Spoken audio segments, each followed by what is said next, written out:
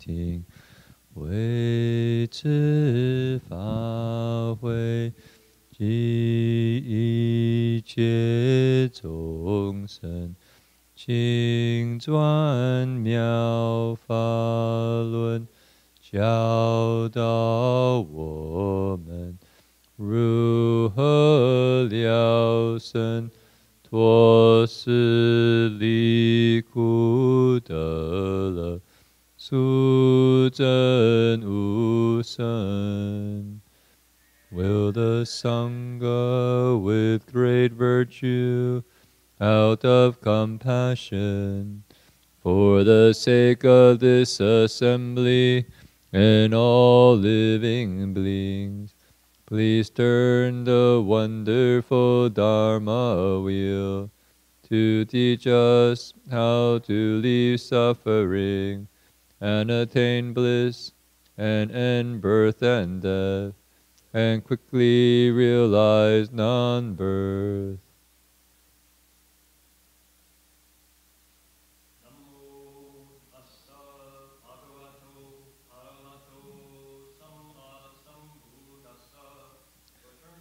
Namo tassa bhagavato arahato samma sambuddhassa.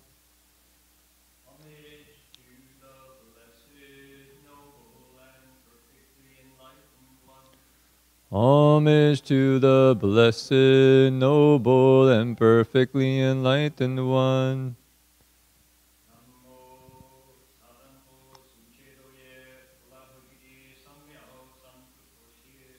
Namo Sadanto Sujedoye Alahadi Samyao Sambuddhoye. 无上甚深微妙法，百千万劫难遭遇。我今见闻得受持，愿解如来真实义。Supreme and wondrous Dharma, subtle and profound, rarely is encountered.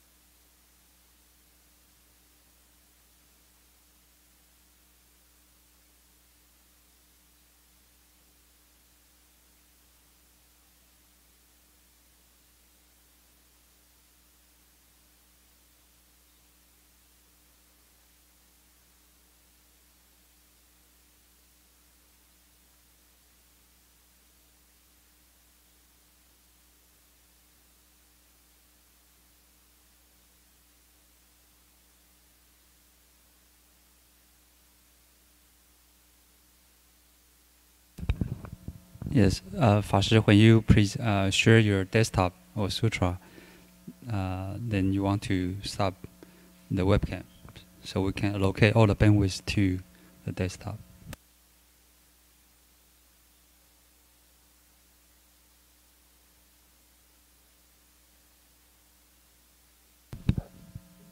You have nothing on desktop, but it's still been streaming to the GoToMeeting, so the bandwidth is still being used.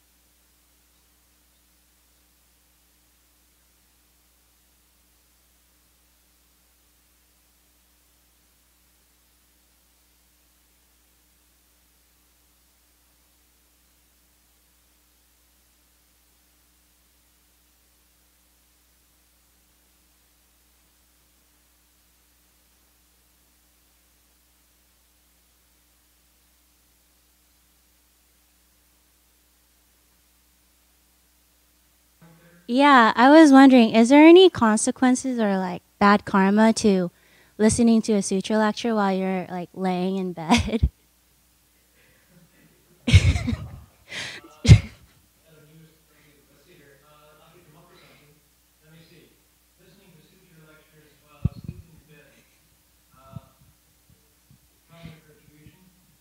Yeah, I mean, it was, it was really relaxing. Yeah, I felt like I was enriching my soul while relaxing in bed, half asleep.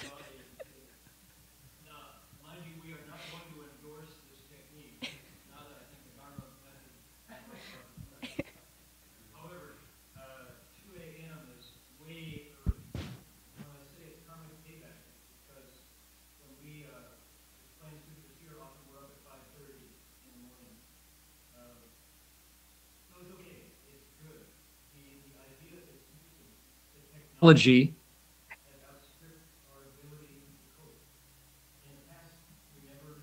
assumed that we'd be lecturing or explaining a text to be heard around the entire round planet, right? The planet looks like this, more or less, not like, you know, kind of like a wooden fish. Here's the Earth. And I'm over here, I'm down here actually lecturing, and you all are up here listening. So how strange that that we have to figure out a way to make this work around the entire planet. So we cross time zones, we cross actual date lines. So it is now 12:44 p.m. That's 12:44 noon here in the Gold Coast on the April 29th. It's what is it? It's now 7:40, right? 7:44 in Berkeley, California. So how interesting. Our technical capability has outstripped our moral responsibility. How about that? So anyway, you're all invited to tune in at 2 a.m. Of course, if you're listening to me right now and you're in Europe, you're in luck because it's, I think, noon in Europe. If you're in New York or Florida, it's 5 a.m. So we, gluttons for punishment.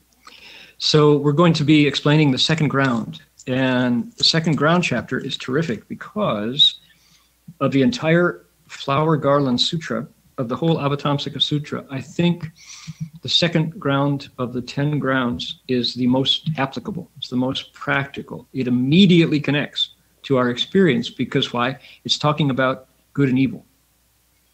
And in Buddhism, that's a thing. We don't shy away from those words. Those are kind of politically incorrect or maybe philosophically problematic words where you say it's good and evil exist. The Buddha called 10 actions evil actions, but it's not a judgment from some abstract philosophical point of view. It's those actions do harm, he said, to our nature. It's as if we got a sprained ankle in our nature. And every time you want to put weight on it, it fails, right? It doesn't support your weight. So what a challenge to understand the Buddha's 2,500-year-old description of how to be healthy and long-lived in your nature. And he says, let's see here, share your webcam. There it is. Okay, good. He says how it works. 10 goods, 10 evils. They're really clear. And he goes, this cause creates 2 results. And he outlines them one by one. I remember the first time I heard that description, it went in. It's like my mind printed on the Buddhist description of how a skillful human being chooses among actions based on the results that they want. And I picked it up and I've never forgotten it. This list of the 10 good and 10 evil deeds. So please do tune in. We're doing it every single night. This means 21 days you're not going to get any sleep, right? You're going to have to add a nap in the afternoon if you're up at 2. But here in Australia, it's 7 o'clock, 7 p.m. All righty, that's what I wanted to share. And we're in the 8th ground, same chapter, but a later, almost done on this end. The 2nd ground is, of course, at the beginning. We're going to be talking today about the Bodhisattva results of having cultivated the 8th ground successfully. And boy, it as practical and applicable as the 2nd ground is, the 8th ground is way out there. It says this Bodhisattva is pretty much a Buddha. And it goes on to tell us what that means. Okay? So if you don't mind, here's the opening page of the, I guess I need to stop sharing my webcam now. There we go. Here's our page. And notice the Chinese there. Namo Da Fang Guang Fo Huayan Jing Huayan Highway Fo Pusa. I'm going to chant, put those sounds in the air, invite you to join me. Do it 7 times. And this is an invocation. We're bringing spirits, Buddhas and Bodhisattvas into our consciousness. Namo Da Fang Guang Fo Huayan Jing Huayan Highway Fo Pusa. Namo Da Fang Guang Fo Huayan Jing Huayan Highway Fo Pusa. Namo Da Fang Guang Fo Huayan Jing Huayan Highway Fo Pusa. Namo Da Fang Guang Fo Huayan Jing Huayan Highway Fo Pusa. Namo Da Fang Guang Fo Huayan Jing Huayan Highway Fo Pusa. Namo Da Fang Guang Fo Huayan Jing Huayan Highway Fo Pusa.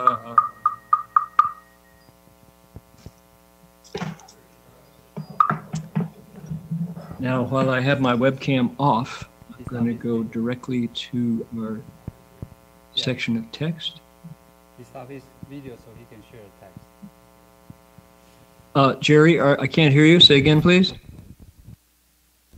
Oh, Jin Chuan Shi was asking if you stop the video, and I comment that you stop the video so you can share the desktop.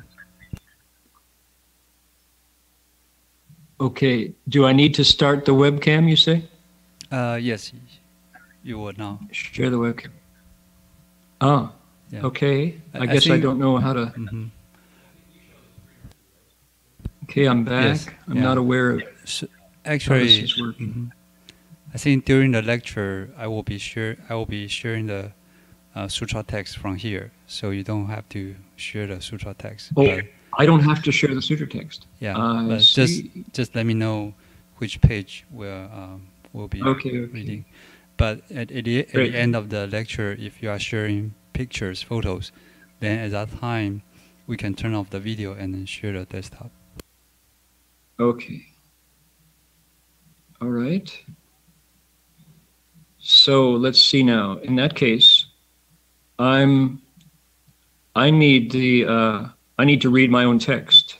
So I'm going to bring the text up on my computer. What do I do with the webcam at this point? You don't have to change webcam because you are not sharing the desktop. I will be bringing up the sutra text from here. Go to the page. Yeah. Okay. Yeah. So you'll be sharing the webcam all the time until at the end of the lecture, if you want to share photos, then we will turn off the webcam and then share just the photo. Okay. So I am on page 34. 34 and 35. 34, 35. And last time we stopped at, it is called the stage of effortlessness because effortlessness has already been accomplished. So we're going to begin right there with disciples of the Buddha when the Bodhisattva. Okay, we're going down to he shows up to realize right enlightenment. So we're going to do from 佛子菩萨成就如是智慧 down to 是成正觉. Okay, that paragraph. So bottom of page 35, top of page 36. Okay, ready? Here we go. 佛子菩萨成就如是智慧入佛境界佛功德照随顺佛为一佛境现前常为如来之所护念凡是死亡金刚力师常随代为常随侍为行不舍利诸大三昧能现无量诸神差别于一身有大势力报得神通三昧自在虽有可化众生之处是成正觉 That's the Chinese English for that is disciples of the Buddha. When the Bodhisattva accomplishes these kinds of wisdom, he masters the states of a Buddha. The meritorious virtues of a Buddha illumine him. He accords with the awe-inspiring deportments of a Buddha, and the states of a Buddha appear to him. He's always protected and remembered by the thus come ones. Brahma, Shakra, the four heavenly kings, and the Vajra power knights always accompany and attend upon him. He never abandons the major samadhis. He can make limitlessly many bodies appear. In each and every body, he gains great strength, spiritual powers obtained as a reward, and self-mastery with samadhis. Wherever there are sentient beings who can be taught, he shows up to realize right enlightenment. Okay, here's our Bodhisattva. We've now come to the conclusion of the description of the eighth stage, the eighth ground. He's or she is now fully empowered with the abilities that have been unlocked within him. And I want to emphasize that this is a description of internal changes that the Bodhisattva has brought on through his cultivation, through his practice. It sounds like to say when the Bodhisattva accomplishes these kinds of wisdom, he masters the states of a Buddha. In the world, we would think, oh, well, he's been promoted. He was in third grade, now he's a fourth grader, like that. He was a master's degree candidate, now he's a master's degree recipient. He can choose to go on to PhD and postdoc, like that. We think about kind of a linear external progression. And of course, there's testing and certification, things like that. In fact, what is going on, why this Bodhisattva has accomplished this kinds of wisdom, as we studied them week after week, we heard about those kinds of wisdom. It's because he has cleared away even more of the stuff that covers his mind. So from the very, very beginning of his path as a cultivator, as a practitioner, as a spiritual adept, to this point, the completion of the eighth ground, it's been one move, and that's cleaning his nature, cleaning his mind, removing the coverings, we say, transforming ignorance, wombing avidya. That's it. It's just been doing that over and over and over again. And it gets progressively more clear. The states of a Buddha happen when there's no more covering. And people will recall, people who've been following this chapter as we go, remember that a major turning point happened in this chapter between the 7th and the 8th stage. The Bodhisattva reached a crossroads, and it was such a hard transition that the sutra describes the Buddhas showing up to the Bodhisattva and saying, don't quit, go, go, go, keep your resolve. They even appeal to his heart. They say, living beings are suffering as always, nothing has changed. Your initial resolve was because you wanted to help. Well, they need your help more than ever. Don't quit, keep going. So one conclusion from that is this must be hard. This must be a real challenge to get from the 7th to the 8th. The turning point, the crossroads, had to do with being patient. The Bodhisattva had to be really, really patient, because the changes that happened with this step of inner transformation made him think he was going stark raving nuts, crazy. Reality wasn't reality. What was familiar was now just nuts.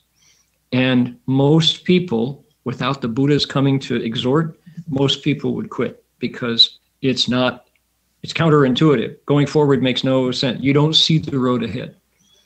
It's called patience when dharmas no longer arise. Wu sheng fa ren in Chinese. And it's very easy to fall back because there's no road ahead. And what was empty is now solid. What was solid before is now empty. How could that be right? Up and down switch, right? And to the level of where they say states that were familiar to you, let's say, for example, anxiety, now become terror, right? And courage now becomes cowardice. Simple things flip at this point. Because why? The Bodhisattva is changing from a dual universe to a unified, integrated universe. The self is going away at this point. The self no longer rules. And let's give another example. I've heard neuroscientists, doctors who study the brain, say that a lot of reality, that we understand reality, is the brain limiting sense input into a stream that we can actually digest. Because if all of the available input happened to us at once, we would be swamped, we'd be overwhelmed, we couldn't function. There's too much coming in through our skin, too much coming in through our bloodstream. Just to be totally aware of all the processes going on in our bodies would drive us crazy. We would just be swamped, right? People who in the early days of hallucinogenic substances did things like drop acid, right? This is in our lifetime. Back in the 60s, those original experiments were done at Harvard and Stanford and Stony Brook, places like that. People experimented with lysergic acid diethylamide, LSD. And that fine chemical balance was disrupted, and people would start to see sounds and hear colors, right? Wow, that red is just so groovy, right? People would report, and we all went, ha, ha, ha, this person's crazy. Well, it was some sense that these, quote, normal, quote, real chemical balances were being disrupted by acid and substances introduced into the body.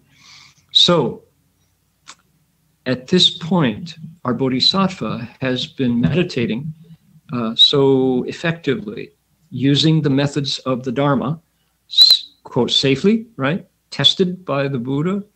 He's been doing it so long, or she's been doing it so long, that it's a gradual transformation. And at this point, because the Bodhisattva has been formed by precepts, has been shaped by vows, and has been inspired by the Buddhas and Bodhisattvas, which are his models, he can let go of those former limits and not go crazy. Okay, that whole speech just now was to say, this is, I think we can safely say that this is an internal chemical rebalancing, reorientation of the Bodhisattva's inner neural chemistry. And without the preparation, without the foundation of precepts and samadhi, you'd go crazy. Couldn't handle it. It's too much. And your poor pea brain would go, I'm crazy. So this Bodhisattva has been prepared. Furthermore, I think it's really important to say that the Bodhisattvas put him back into his heart. They use that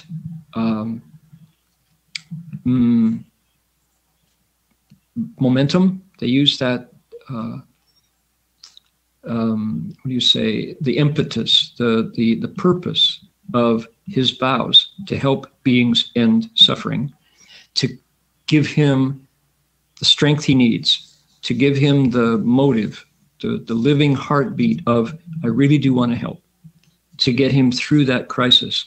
And what happens? Consciousness turns to wisdom. There you go. Sounds good. Sounds like a bumper sticker. Let's turn consciousness to wisdom. And on the other side of that gateway, when he's through it, he has what's called effortless practice. He's different now. All of the changes that he's been building up to gradually have happened, and the self, that limiter, that I'm just here in the middle or inside and you're all outside me, all that is now in his rearview mirror. He's done with that. And his mind can open to all of the stimulus of reality, and he doesn't freak. He can cope. Not only can he cope, he's got the power of the Buddha's insights and techniques and methods to actually be of service. Okay? So that's a long talk to just try to describe what is happening right here in this chunk of the Avatamsaka Sutra. This morning in our meditation class here at the Gold Coast, we talked about meditation as being something akin to brushing your teeth. How about that? It's not mystical. It's not woo-woo. It's not, certainly not religious, right? What is it? It's a function that you need to keep your body and your mind healthy and strong. If you don't brush your teeth rot. The food you eat, the saliva that's in your mouth and all your mouth chemistry attacks the enamel on your teeth and your gums, and you have to see a dentist, pull your teeth out and replace them. False teeth and all. You have trouble eating, right? So if we brush our teeth and floss regularly, this is a plea for dental hygiene. If we do that regularly, we keep our teeth all the way. My mom at age 90 had 2 cavities, I think, at a total, right? She had really strong teeth. So meditation is a similar impersonal, non-emotional, physical function that sustains our dental health. Meditation sustains our spiritual health. Okay, so that was a funny way to describe it. This Bodhisattva has been cultivating these stages, these grounds, the same way. They're techniques. They're not philosophy. It's not a point of view. It's a way to sustain his development from human to awakened human. He masters the states of a Buddha. His ego is gone. The self is transformed. He's now able to absorb all that input from all these sources and responsibly handle it, send it back with wisdom. The meritorious virtues of a Buddha illumine him. His virtues, the Buddha's virtues, that light, shine on him. People ask Master Hua, Shifu, what is virtue? He said, it's a light. Thanks, Shifu. You're welcome. So when you saw Master Empty Cloud, who was an 8-stage Bodhisattva, they say from the back, he could move you. If you saw him from the back, you'd be humbled and transfixed because he was so radiant. This skinny monk who looked like he, was malnourished, completely glowed in a wholesome way.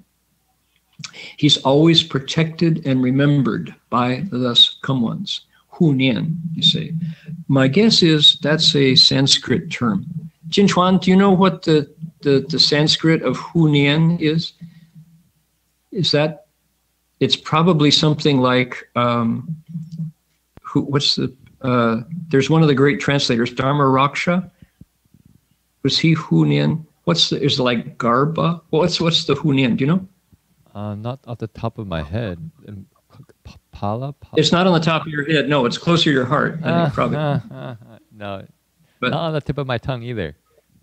The tip of your tongue. Oh my God. Okay, it's on the yeah. So if you don't have your Sanskrit resources, I can go find it. My guess is when I was setting stuff up, I didn't grab the chance to get it, but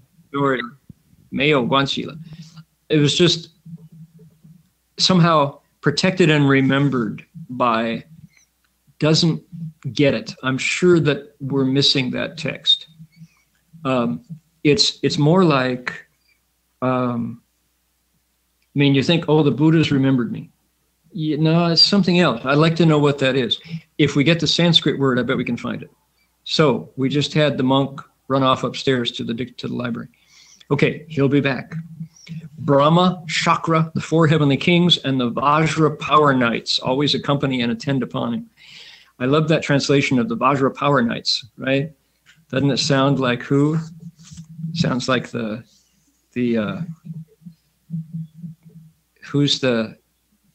the movie? The ninja, right? Was it? Power Ranger or Ninja? The ninjas. The which? Power Rangers. Power Rangers, the Mighty Morphin Power Rangers. There we go. That's it. Mighty Morphin Power Rangers. The Ninja Turtles, the Mutant Ninja Turtles. There we go. Now it's. I'm part of the culture.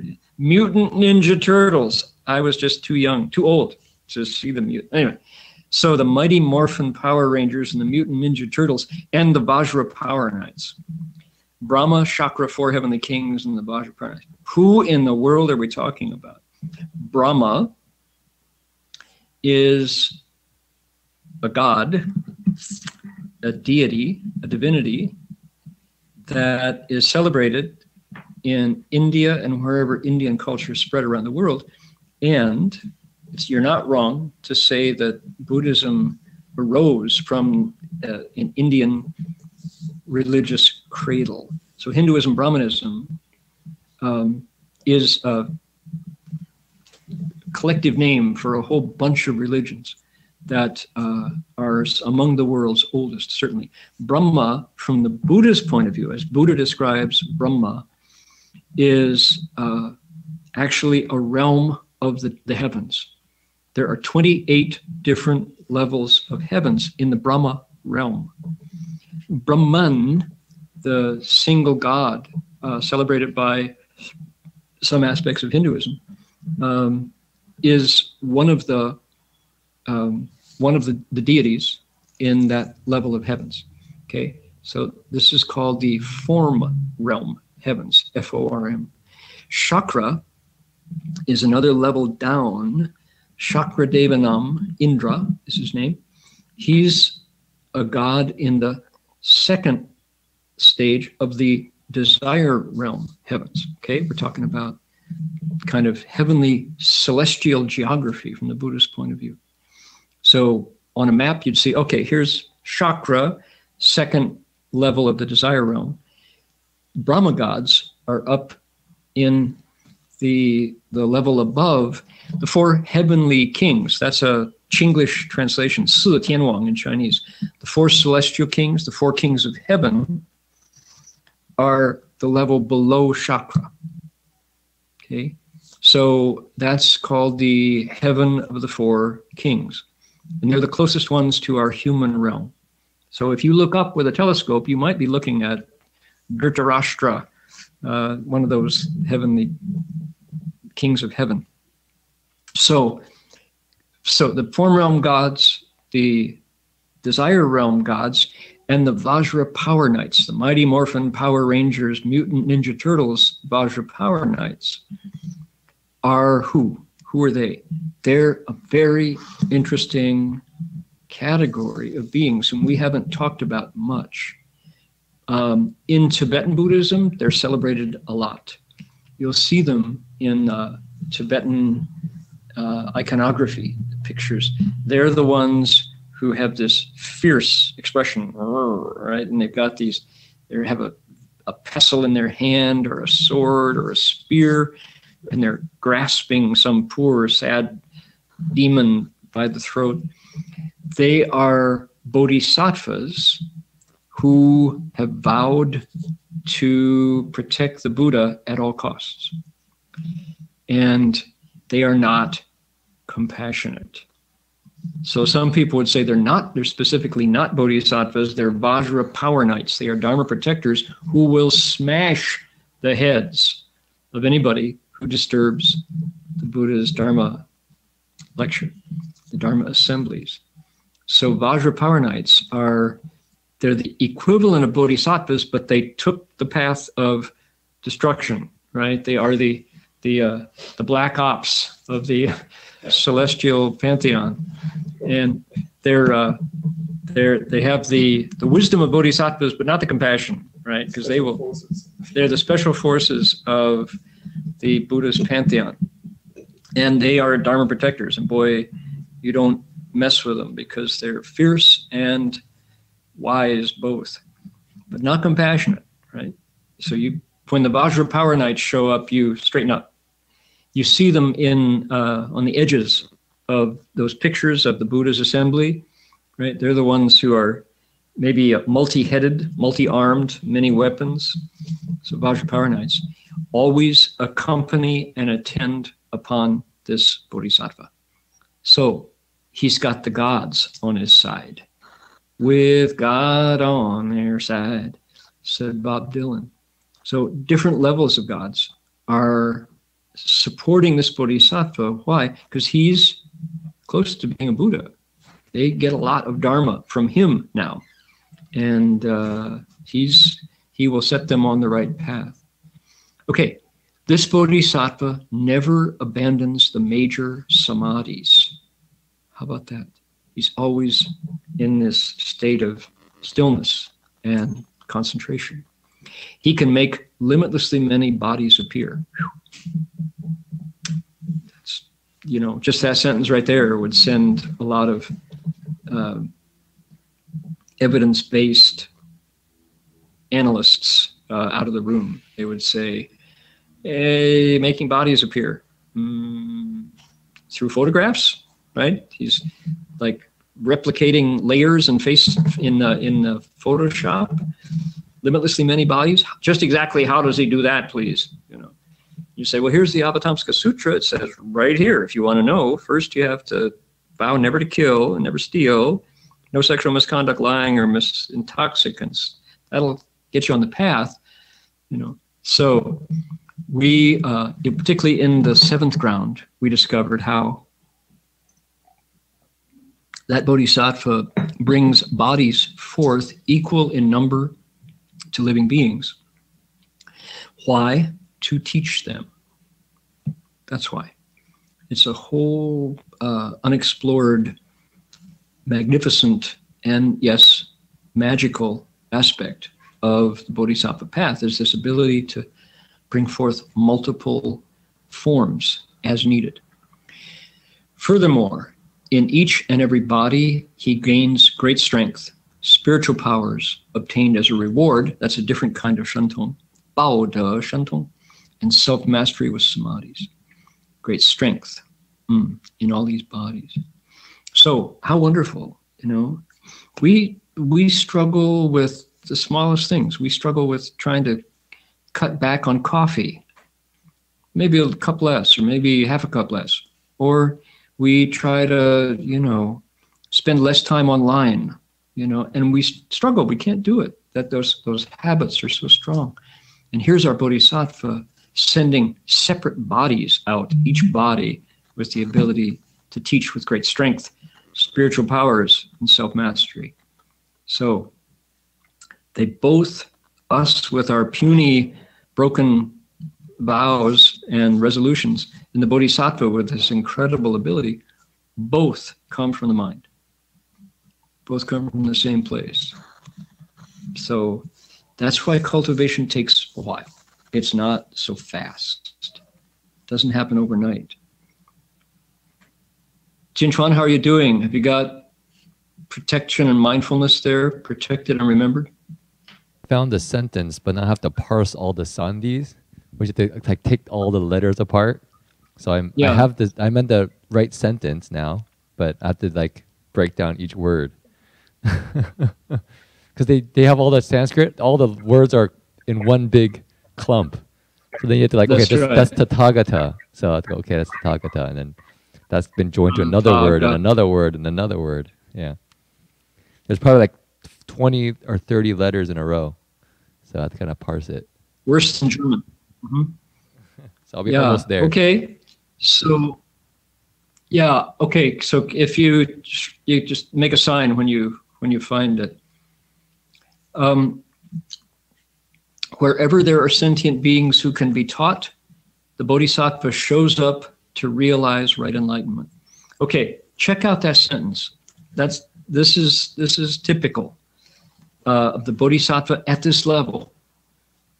So we are at the success end of these descriptions. It's the Bodhisattva's already about to graduate from his long course.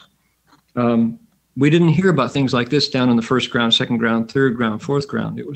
The plane was still taxiing on the runway. Well, now the plane has left the runway and it's zooming up to orbital speed, right? So wherever there are sentient beings who can be taught, the Bodhisattva shows up to realize right enlightenment. How about that?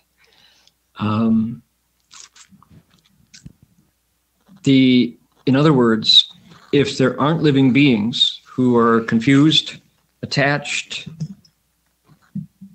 allergic to truth, refusing to listen, right? The Chinese say you stop up your ears and then you steal a bell. No, I didn't hear a bell. What bell? You got to uncover your ears, the one you're stealing. Oh, that bell. That's what we do, right? We deny any wrongdoing. Right there is where a bodhisattva will show up.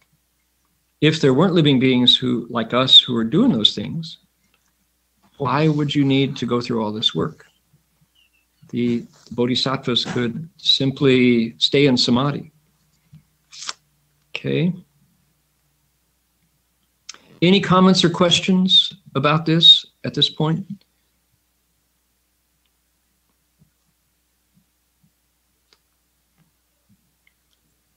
Anybody got it? Yeah, good.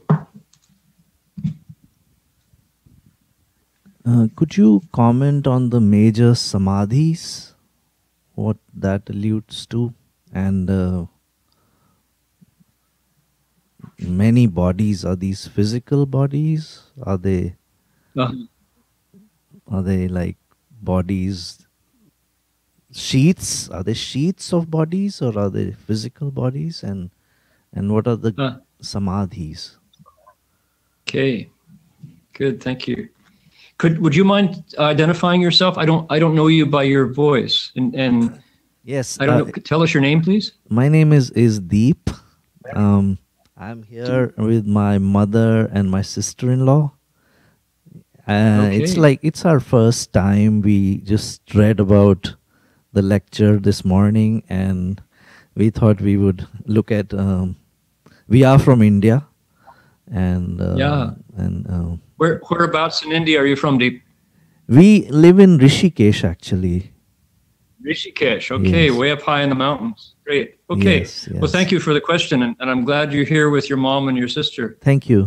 That's a wholesome impulse, is to see about the lecture in the morning and attend at night. That's great. Glad you followed your impulse. So the samadhis, the major samadhis that are described here is if you wanted to look at the entire Buddhist tradition, that's 2,500 years, and the Theravada tradition, the Mahayana tradition, the Vajrayana tradition, and from that big scope of history and geography now into the West, if you wanted to find a single formula that the Buddha taught that would be agreeable to every different aspect of the Buddhist family, probably this one would be Shila Samadhi Prajna. Precepts, concentrations, and wisdom, or ethics, insight, and application. Shila Samadhi Prajna. The Chinese call it Jie Ding Hui. Samadhi is the second one. That's number 2 of that formula. So everybody, no matter from what Buddhist tradition, will probably agree that that is an authentic Buddhist teaching. That formula, that technique, steps 1, step 2, step 3, is something the Buddha really taught. All right. So let me interpret that formula step by step. It's wisdom is the goal. We'd like more wise people. They talk about the Buddha as someone who is greatly wise, has great, vast wisdom. That wisdom arises from within. We say he gets wisdom, but there's nothing gotten. It's that it's inherent, it's innate, but you have to uncover it. The same way that you'd say there are seeds in the ground, but they have to be nurtured before you get a harvest. So wisdom is the harvest. Samadhi is the ground that can produce the harvest of wisdom. But samadhi itself is a second step. It comes from precepts. And what are precepts? You could say morality. You could say ethical code of moral actions. And what is that? It's human behavior. So human behavior explained by the Buddha can produce samadhi. And samadhi is a Sanskrit word meaning focused and pure, talking about the mind. How do we focus and purify our mind? Through our conduct. So step 2 comes from step 1. And so the Buddha described, he said, if you would like wisdom like mine, if you want to do what I did, you need to put your mind and your body into this state of samadhi, this focus, this clarity. And the way you do that is to focus on your behavior.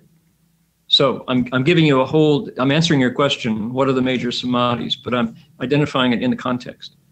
So the behavior the Buddha described was 5 basic things to avoid.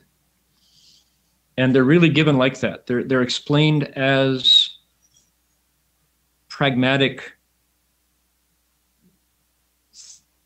advice.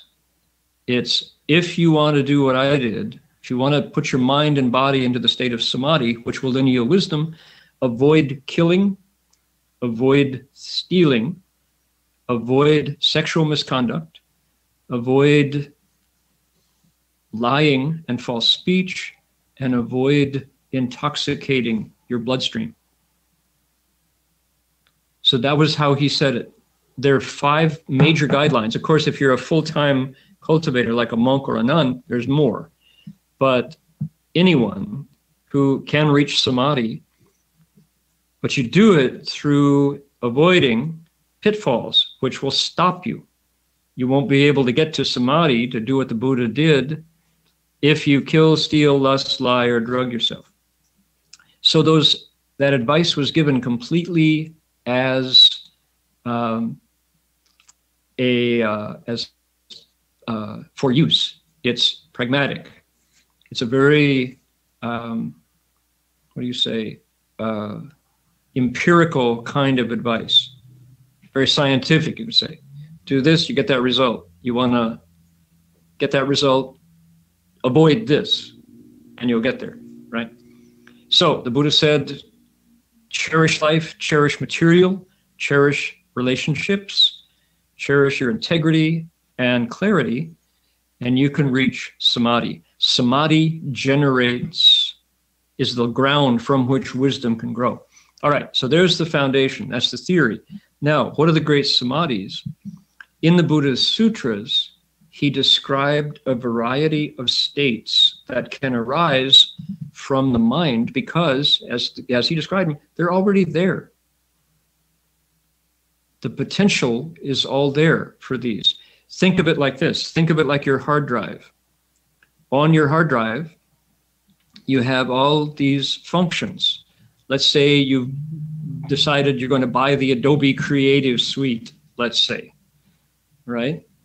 Not advocating for the product, but if you want to, want to produce photographs from your computer, Adobe Photoshop is there. Adobe Photoshop is a deep program, been developed over many years, has all these levels of function. In the 80s, when it was being created, layers came in Photoshop 2 or 3 and said, oh, we have to learn about layers. And, Photoshop has deep functions, layers of function. How many of us are able to use, we photographers, able to use even a 20%, 1/20th, let's say, 1/5? Is that right? Of those potentials? Very few. They're all there in potential. We don't know how to use them until we do, till we learn how, this functions this way. Here's this new tool. I'll use that. Okay. The Buddha said the mind is the same way, as a hard drive with all these programs on it. Microsoft Word, layers and layers and layers of interaction that we may never touch, but they're there. Someone who knows how operates them. Wow, you can do so much with it. Likewise, the mind has these samadhis in them. A basic set would be the 4 dhyanas. First, second, third, fourth dhyanas. They say that the Buddha, on the night of his enlightenment, was from the 3rd dhyana that he realized enlightenment. So what are those? Physical changes. They say in the 1st dhyana, your heartbeat stops. You don't die. In the 2nd dhyana, your lungs stop. You breathe differently. You don't die. In the 3rd dhyana, coarse mentation, coarse electrical changes in the brain cease. You don't become a vegetable. In the 4th dhyana, even subtle fluctuations cease entirely. And with each one of those changes, there's a corresponding joy, they say, that happens. That's not available any other way. So that's one description of the major samadhis, but those are considered fairly preliminary, right? I'll give you a couple of the major samadhis. One of them is called the ocean imprint. In Chinese, they call it the Haiyin Samei, where the mind, and this is a living, breathing, real state of being, just, any one of us could be in this samadhi right this minute, where everything in the world, every phenomena, the 10,000 things, the way the Chinese call it, Wan Wu, all of phenomena are seen as integrated into one whole, the way an ocean without waves can contain all all the bodies, every large-bodied creatures live in harmony in the ocean. And in the ocean imprint samadhi, my guess is, now mind you, this is not my state. I'm passing on to you what I've read, that it's like all of reality, the air, the solid and space and solid planes become one immersive, jello-like, lucid reality. And everything is perfectly in harmony, right where it belongs, unmoving. The ocean imprint samadhi. Somebody who wants to know more about that one, tune in to the Avatamsaka Sutra's Shi Ding Pin, the 10 Samadhis chapter. You'll find more of that one. There's another one called the Shurangama Samadhi. Shurangama is another Sanskrit word. There's an entire sutra devoted to that samadhi, the Shurangama Sutra.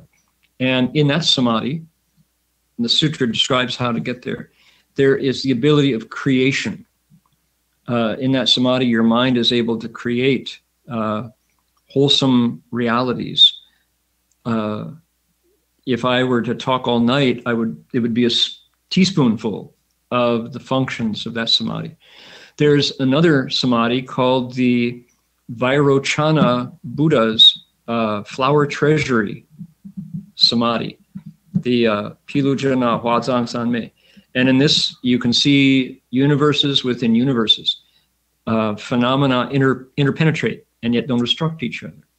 The great and the small, the huge can enter into the tiny with no obstruction, So the Buddhist sutras describe thousands of these great samadhis. And every one of those comes back to the same place, which is the mind purified by precepts. So, okay, that's so deep. That's my kitchen description of the great samadhis. I don't do it justice, but again, it's not my state. So our Bodhisattva is able to completely master all those states without effort, effortlessly, because they're all latent in there. All right, you happy with that? Thank you. Yes, yes. You're welcome. Yes, that was no problem. Yeah. And you can master every aspect of Adobe Photoshop if you enter the great samadhis. There's no aspect of Photoshop that will elude you. So, but unfortunately, because of Adobe's subscription price tag, you decide to unsubscribe. So none of those functions are yours. Okay. Yes, Jinchuan. So I found the word, and yes. Actually, if somebody's from India, maybe you could see if I say it correctly and if that's what it means. So it says Svadishta Tathagata Dishtancha. And so actually when I look up that first word with the Tathagatas, it's actually saying that he's well guided. He's constantly well guided. By he dwells in constantly being well guided by the Tathagatas. So I don't know how it got to Hu Nian, but the word, at least in the Munir Williams dictionary, is well guided. Okay. Yeah. Okay. You have a pronunciation guide there. That's the word right there. How would you read that? Right from yeah, so that's I look at it as continually, and that goes. I see is well placed. Tathagata, and this is reside in. So it's Sata. Atta. I'm breaking it up. Sata Atta Samitam Swa Dhisht Tathagat Dhisht Tharaska Bhavati Shakra Brahma Okapala Pratyuk. That's the deities, I guess. Yeah. Those are the deities, the power knights. Yeah. So from super the little bit I know, Satta Atta Samitam. So Sat would refer to truth. And At refers to thusness or now or present or, thusness. And samitam would refer to sama, the state. Sama refers to a sort of equilibrium, like sama means equal. So if we translate samadhi from the Sanskrit root, sama is kind of equality, and dhi refers to your mind or consciousness or whatever you want to, how you want to refer to it. So where, I guess it's a still mind. And then it's swadhishta. So swa, of course, refers to self. And dhishta, dhi again is consciousness. And tathagat, I guess we kind of know that's the Buddha, yeah, the one who's come thus. Yeah. And then dhishta. Great, thank you, Deep. Sure. There you go. Yeah. Appreciate that. It's okay. So the translation, the Chinese got hu nian out of that Sanskrit original, and we translated that he is always protected and remembered by the thus come ones. Jin Chuan suggests it has to do with guiding. So yeah, all right. What is going on here? This is a description of the Bodhisattva's new abilities. We're not done, right? This is the 8th out of 10 stages. And you have a doctor who is in training, and the doctor he's in training to be a surgeon. And at some point in his training, he learns how to tie knots, sutures, right? An MD has to learn how to tie sutures that will not fail. He's in the surgery, they had to sever a blood vessel, and now they have to tie it back together to get it rerouted, right? And that better not fail. And he knows how to do that. Before he knew how to do it, he couldn't do it. Now he's enabled to do it. So our Bodhisattva is similar. He's a spiritual doctor, he or she, and before this was unable to perform that kind of surgery, and now he is. So again, to reiterate, the text is a manual. It's a training book. It describes functions, inherent, latent, waiting to be activated, and progressive. The Bodhisattva is on his way to Buddhahood. And he's made a major step between the 7th and 8th stage. Now he's not that far from Buddhahood. So let's see here. I'm going to take this next paragraph here, because we want to move along in our text. So please rally your samadhi here again, and I'll read it myself in Chinese and read it in English. Here we go. 佛子菩萨如是入大乘会，获大神通，放大光明，入无碍法界，知世界差别，实现一切诸大功德，随意自在，善能通达前机后机，匍匐一切魔邪之道，深入如来所行境界，于无量国土修菩萨行，以能获得不退转法。是故说明住不动地。Disciples of the Buddha, when the Bodhisattva joins the gathering of the Mahayana in these ways, he gets massive spiritual powers. He emits vast light. He enters Dharma realms without any obstacles. He knows the differences in worlds. He makes great meritorious virtues appear because he has mastery over his mind.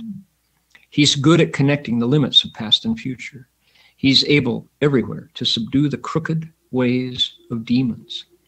He thoroughly masters the states cultivated by Tathagatas. Within limitlessly many lands, he cultivates Bodhisattva's practices. Because he can gain the dharmas of no further retreat, he is therefore said to remain upon the immovable stage. Here we go. Okay, this is the last statement about the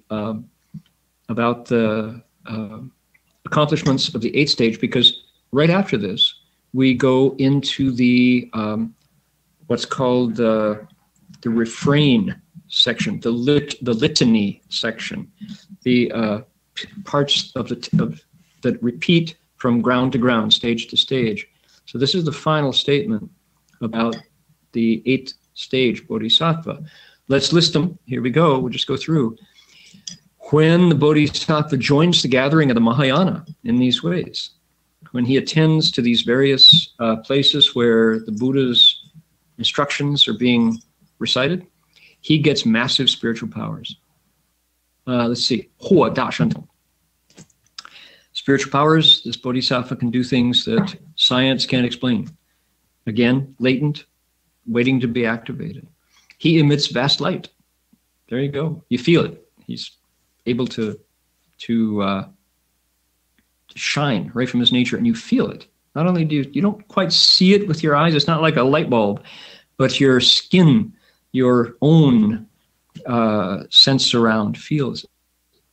He enters Dharma realms without obstacles. How about that? So he can go from the heavens to the realm of animals, from the ghost realm into the realm of the Asuras, back to human realm. He knows the differences in worlds, clearly as we know the difference in temperature, for example. He makes great virtues appear because he has mastery over his mind. Oh boy. Would you rather be wealthy, or would you rather have mastery over your mind? Good question. We have some examples. We've got Bill Gates, bless his heart, who is trying to master disease. There was a report yesterday. Bill Gates is giving a warning. I saw this. This is somebody who mastered a lot of money. He was the world's richest human for a while. He says that a new epidemic is possible, a new pandemic, he said, that is because we've reached the limits of antibiotics at this moment. He says humanity worldwide should prepare for this new pandemic the way you take precautions against warfare. The same way that we allocate money for defense, he said all of humanity should be focused on keeping away the next pandemic because it's right there. And he said this is an illness that could devastate humanity worldwide. I didn't name it. It's not, I'm not trying to get people excited, but if you're browsing a newspaper and you see Bill Gates' name pop up, just pay attention, because why? He has devoted a large portion of his wealth to the eradication of malaria. Isn't that what Bill Gates was aimed at? It was malaria, right? And, or was it typhoid? I don't recall. But the Bill and Melinda Gates Foundation took on some of the world's most deadly diseases with effect, usefully. And he says that his knowledge of infectious disease shows him that we've lost our defenses against the next worldwide flu epidemic. He didn't name it, and he's not trying to, but he actually is trying to alarm us, to say now's the time for us to commit our resources to finding how to combat diseases, because we have been feeding our antibiotics, our precious wonder drugs, the product of post-World War II. We've been feeding them to animals, and then we eat the animals, and we drink the milk. We've been feeding them to dairy cows to keep them healthy, and then we drink the milk and eat the cheese from the dairy cows, and we put them into our bodies, and our bodies already have them, so they don't work when we need them to cure disease. So one by one, our antibiotics, which are pretty much our front line of defense against infections and such, are now rendered useless to us. And strains of flu develop, if we don't have a drug to control it, it can jump populations quickly with global travel, right? So Bill Gates recently said, humanity needs to act now to organize, find ways to inoculate or to prevent humanity's succumbing to a new pandemic. That's a warning. No, he's saying that's what we need to do. If we just sit back and coast, we could find ourselves like after the Spanish plague, which followed World War I. After World War I in the 20s, there was a flu epidemic that just wiped out millions of people. He says we're right there again. So mastery over his mind. Whether Bill Gates has mastery over his mind, I'm not saying that. I'm saying if I had a choice between mastery over my mind, the way the Buddha describes it, or his wealth, I would choose the mind. Indeed. How about you? He is good at connecting the limits of past and future. One continuity, one continuous flow, not ending on December 31st and starting on January 1st. He's able everywhere to subdue the Xiemo Zhidao, I like that one, the path of crooked demons, right? That's really descriptive. The Buddha knows what he's talking about here. Crooked ways of demons. He can subdue them. How about me? He thoroughly masters the states cultivated by the Tathagatas. He's a really good meditator. Within limitlessly many lands, he cultivates Bodhisattva's practices. So culture is a tool he uses. It's not an obstacle. Because he can gain the dharmas of no further retreat, so the 8th stage only has these words. He's therefore said to remain upon the immovable stage, the unmoving ground. Hey, there we go. By golly, we have run through the 8th stage now. And actually, yeah, there we go. From now on, we're in the refrain section, the chorus part. And following that, what do we have? We have the verses. So I'm going to close the text at this point. The verses come and then we're done. And then the 9th stage comes up. I wanted to share something special to Australia and New Zealand, which is Anzac, the story of Anzac. And particularly a song. We got just a few minutes here. And we went through Anzac Day here on Monday. And Anzac Day is Australian New Zealand Army Corps. And it was a significant moment in the creation of Australian national identity and that of New Zealand as well. Happened in the First World War. And there were military planners. This is 1915. Military planners in Europe, among them, sadly, Winston Churchill, who made some disastrous decisions. And as a result, tens of thousands of Australian and New Zealand soldiers were shipped from Sydney, Circular Quay, from various places, Wellington, Auckland, all the way to Turkey. And the retelling the story makes you weep, but a lot of blunders and a lot of miscalculations were dropped in Suvla Bay. The closest town in Turkey is called Gallipoli. It's near the Dardanelles there. And were asked to advance up a hill after they left the transport ships. And in 10 minutes of ferocious shelling and bombing by the Turkish armies, they were destroyed. And after 8 futile weeks of clinging to this impossible landscape, they were evacuated back to Australia, back to Egypt, where they had staged. Some went to Europe to continue the fight. And it became known as Anzac Day. And the Aussie wives and mothers and daughters and sisters and brothers and families got the word that their sons, their husbands, their lovers, their fathers had been shelled to bits in a far-off Turkey for an obscure and misguided military calculation. And it's just one more story about how the rich and old and powerful send the young and powerless into battle largely for corporations, profits, for military industrialists. So a man named Eric Bogle, a songwriter, Irishman, wrote this song called "The Band Played Waltzing Matilda." And the best rendition of this song is done by Liam Clancy. It's available on YouTube.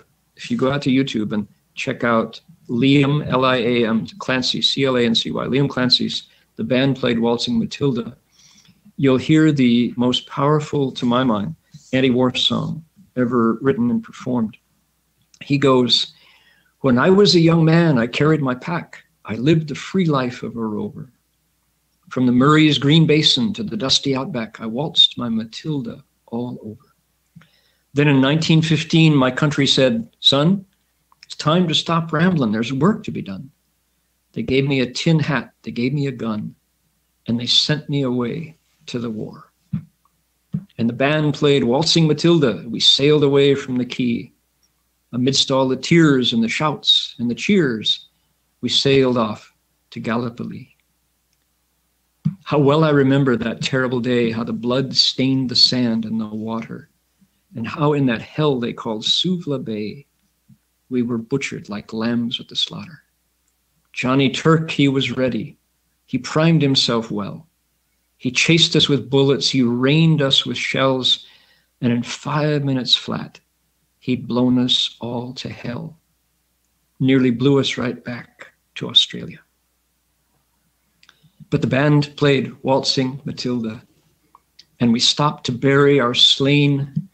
We buried ours, the Turks buried theirs. Then we started all over again. Now those who were left, well, we tried to survive in a mad world of blood, death, and fire. And for 10 weary weeks, I kept myself alive, while around me the corpses piled higher. Then a big Turkish shell knocked me ass overhead, and I woke up in my hospital bed and saw what it had done. I wished I was dead. I never knew there were worse things than dying. For no more I'll go waltzing Matilda, all around the green bush, far and near. For to hump tents and pegs, a man needs 2 legs. No more waltzing Matilda for me. So they collected the cripples, the wounded, the maimed, and they shipped us back home to Australia. The armless, the legless, the blind, the insane, those proud wounded heroes of Suvla. And as our ship pulled into Circular Quay, I looked at the place where my legs used to be. Thank Christ there was nobody waiting for me to grieve and to mourn and to pity. And the band played Waltzing Matilda as they carried us down the gangway, but nobody cheered. They just stood there and stared. Then they turned all their faces away. So now every April I sit on my porch and I watch the parade pass before me. And I watch my old comrades, how proudly they march, reliving old dreams of past glory. And the old men march slowly, all bent, stiff, and sore, the forgotten heroes from a forgotten war. And the young people ask, what are they marching for? And I ask myself the same question.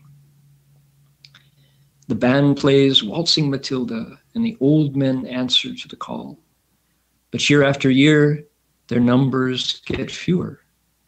Someday, no one will march there at all. Waltzing Matilda, waltzing Matilda. Who'll come a waltzing Matilda with me? And their ghosts may be heard as you pass by the billabong. Who'll come a waltzing Matilda with me? So that's Eric Bogle's song of the band played Waltzing Matilda. And like I say, it's the most powerful anti-war song I've ever heard or sung. And we just went through our Anzac Day observances here, and I watched, they did it's quite a moment in Australia, you know, and they had a sunrise service from Gallipoli, and the Turkish dignitaries were there, and the Australian, New Zealand dignitaries were there, and it was very moving. And it's something that after 103 years, the Aussies truly remember. The key word, the mantra is "lest we forget." And there was a second service from Villers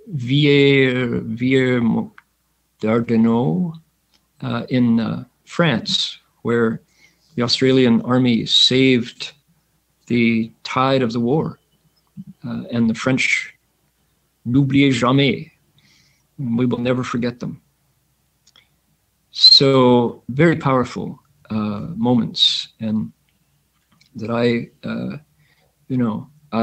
come from a military family myself, and by bringing this up, I certainly mean no disrespect. In fact, it's the opposite.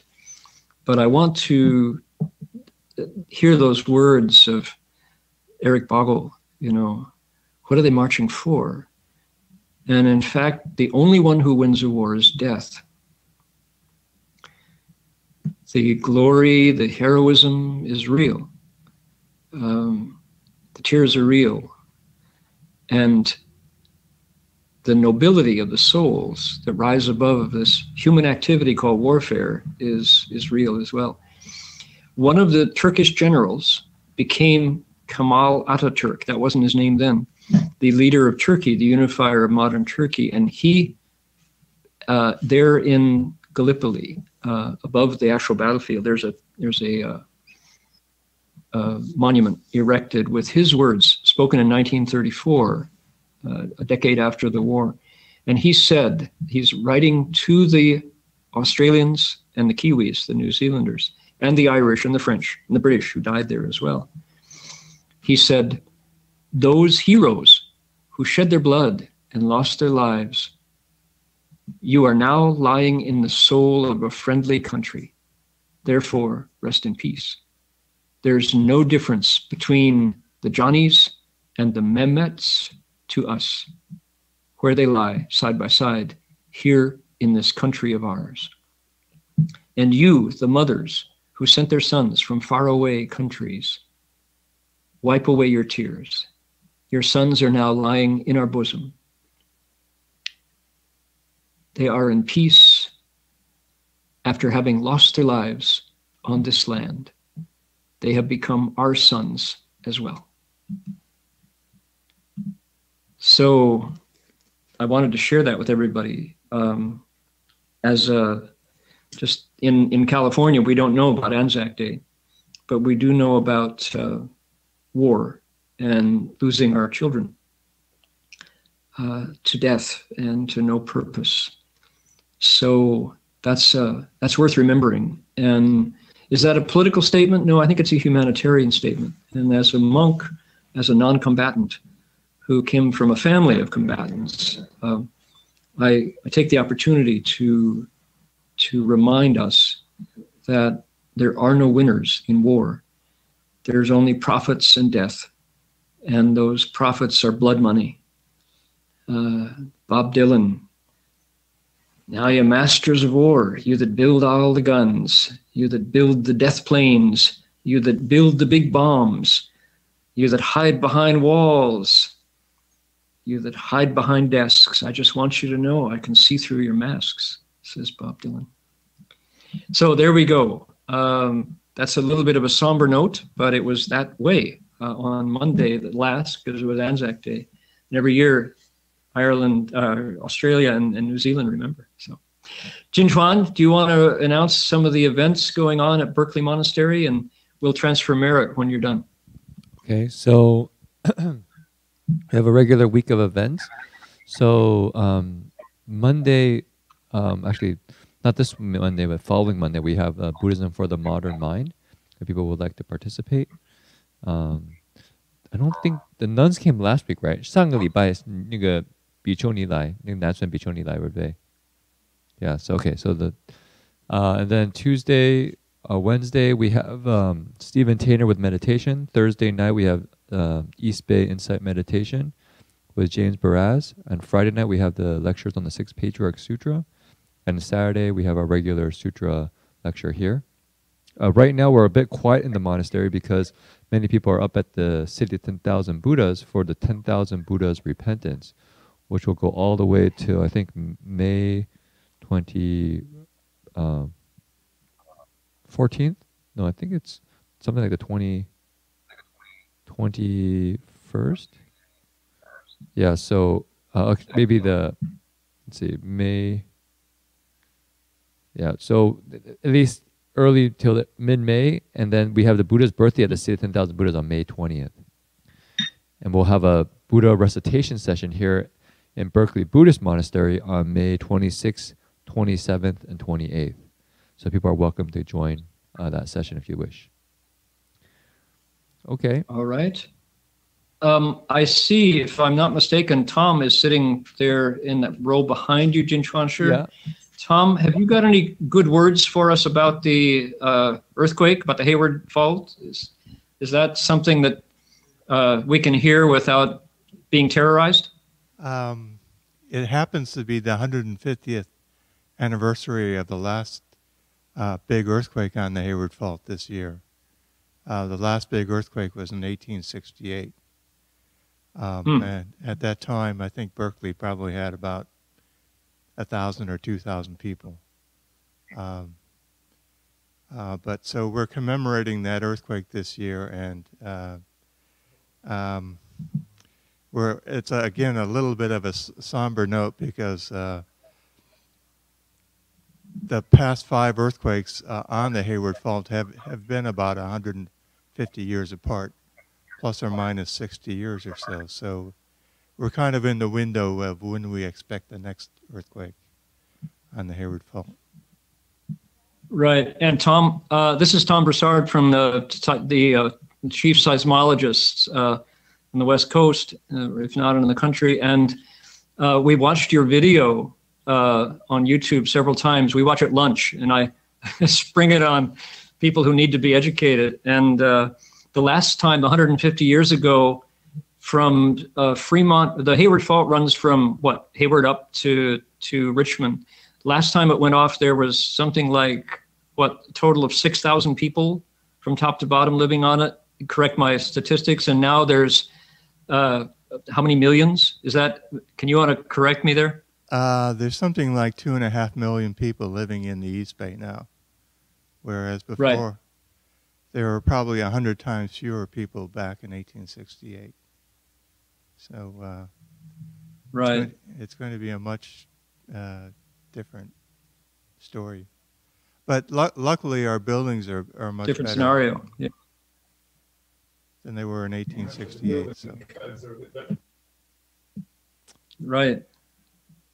Okay, well, thank you for that. And now, not to terrorize, not to make people frantic, or, you wouldn't come to the sutra lecture if you thought you were going to hear about wars and earthquakes. But it's just to say that we need to up our awareness of that potential. And as Tom and other experts will tell you, it's not a question of if, it's just a when. So there are things you can do. Number one thing to do is learn where the gas turnoff in your building is. Where does the electric gas come in? Every house, every building, residence has a gas turnoff. And it's not the shaking, it's the fires that follow that do the biggest damage. So if you feel an earthquake and it's it's disaster. It's a damaging earthquake. One of the best things to do is to go out immediately and turn off the gas into your building, because if pipes rupture and there's a spark, you can lose it all to fire. So that's one. Another thing is there are earthquake go bags, ready bags that are available. Make your own. You want to stockpile water, lots of 50 gallons of water if you can, and things like that. Just to secure your pets, make sure your pets are ID'd, and things, you know, that sort of thing. It's just in the Bay Area of California, this is survival for us. So anyway, thank you, Tom, for impromptu sharing of that. And what do you celebrate 150-year anniversary of an earthquake, or do you mourn? I don't know. It's hard to know how to respond. But certainly, if the Buddha is an awakened human, we need to wake up to the potential and how to respond wisely when an earthquake happens. Okay, indeed. Jerry, can you put the dedication of merit, or point everybody to the dedication of merit in your textbook, in your sutra text? I'll put mine up on the screen in case people don't know. And actually have my guitar here. So I'll sing it. We'll see how GoToMeeting does with music. Okay, please make a wish. May the earthquake skip this cycle 150 years in the future. Wouldn't that be great? The Hayward Fault just, you know, sends that slipping tension somewhere else, into the ocean maybe. Here we go. All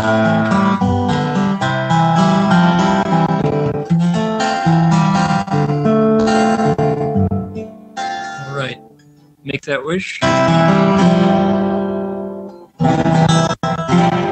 May every living be, our minds as one and radiant with light, share the fruits of peace with hearts of goodness, luminous and bright. If people hear and see how hands and hearts can find giving unity, may our minds awake to great compassion, wisdom, and to joy. May kindness find reward. May all who sorrow leave their grief and pain. May this boundless light dispel the darkness of their endless night.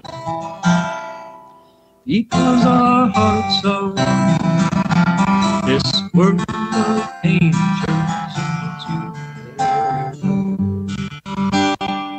May all become compassionate and wise.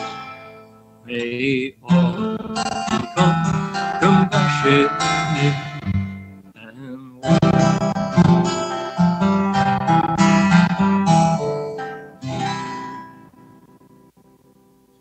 All right, thank you so much. See you next week. Omitofo, everybody. Bye-bye. Shin Sri, you want to lead everybody in bowing? Okay, will do.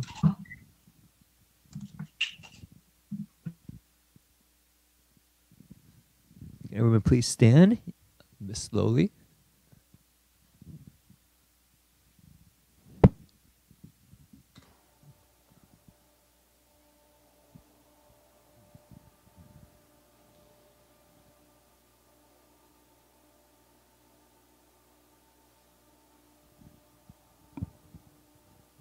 The controller. Turn off the projector.